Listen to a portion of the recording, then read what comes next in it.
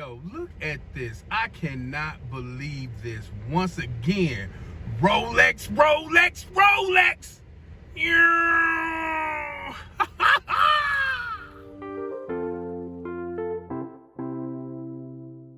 Yo, what's up, people? This your boy P. Ross back in the building. And what do I always say about vintage watches? Don't get them wet.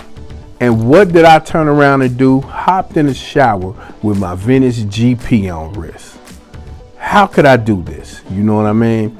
As much stuff as I talk, I jumped in the shower with my vintage GP. But you know what? It's all good. It's all gravy because everything worked out. I was lucky enough to get out the shower before it got really drenched. You understand what I'm saying? But yo, let's get into this GP Gyromatic right quick. GP first applied the name Gyromatic to self-winding movements in 1957. These movements, the beats were at the standard 18,000 BPHs. While the first automatic watches used bass movements, GP was dissatisfied with their performance. So they developed a winding module called the Gyromatic, which was then added to a blank manual wound movement. The Gyromatic employed two gyrotron wheels, which made the watch wind smoothly. Additionally, each wheel had 7 rupees on it to protect the movement from unnecessary wear.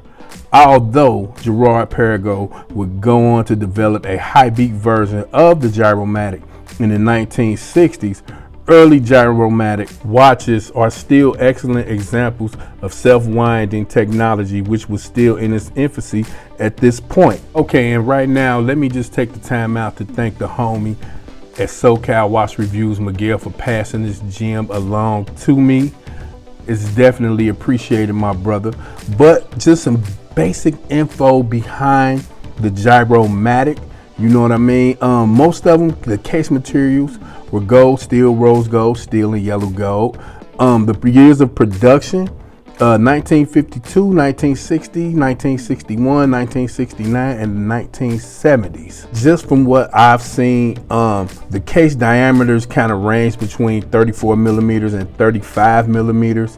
And like you saw in the beginning, it is not water resistant, and it has plexiglass for a crystal. Now let's talk about this dial for a minute, which is like really one of the most attractive dials that I've ever seen.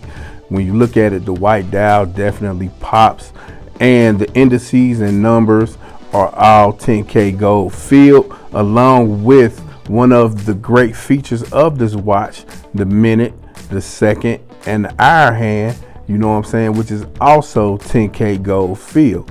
And it looks amazing to me. And as you can imagine, the case is also 10K gold filled, and the design of this watch, it has fancy lugs. Well, I'm gonna go ahead and say this. I don't think GP gets the respect it deserves, okay? They have hella heritage. They've been around since 1791. You know what I mean? When Constance Girard and Marie Perregaux married in 1854, they joined more than 2 Swiss watchmaking families. Yo, GP have been around for over 230 years, doing their thing and innovating and making nice watches. So yo, y'all need to put some respect on their name, okay? Now we screwing off the case back so we could get a good look at this Gyromatic automatic movement, okay? This thing is clean, this thing is dope. And just like when anything else I say, when I open up a watch and I think it's a freaking work of art, this is a freaking work of art. From the movement to the dial to all of that, okay? So yo, I wanna know what y'all think about this, people. You know what I mean? What y'all think about Girard Perregaux as a brand, as a force out here in this watch community, okay? You know what I mean? There go your boy P. Ross right there. Look at it on the wrist. It's in the building. You know what I'm saying? So yo, check this out. Make sure y'all like, comment, and subscribe. And thank everybody for the love. We out.